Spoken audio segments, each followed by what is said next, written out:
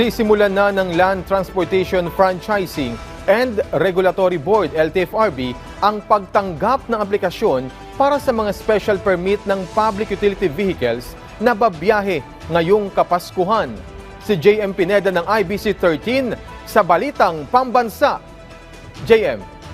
Bubuksan ng Land Transportation Franchising and Regulatory Board for ang application sa mga public utility vehicle o PUV.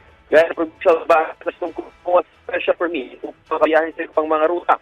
Ayon kay LTFRB Chairman Attorney Teofilo Guaris III, malaking tulong ito sa inaasahang dagsa ng mga pasahero mga ito na mga kanilang ng ang nasa mga lahat ng Transport Network Vehicle o TNVS para makapagdagdag din sa pagpipilian ng mga pasahero na pwede nilang sakyan.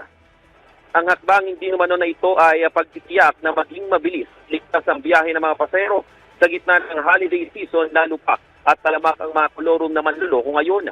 Payo naman ng LTFRB sa publiko na planuhin mabuti ang pagbiyahe at sumunod sa mga safety protocols na pinapatupad sa kalsada. Dagdag pa nila na i-report din umano ang mga PUV na nininingil ng sobrang mahal at nag-overloading upang magawan agad ng aksyon. Nakapag-ugnayan na rin daw sila sa iba pang ahensya at matayak ang kaligtasan ng mga pasahero ngayong Christmas season. Ako si JM Pineda mula sa IBC 13 para sa Balitang Pambansa. Maraming salamat, JM Pineda.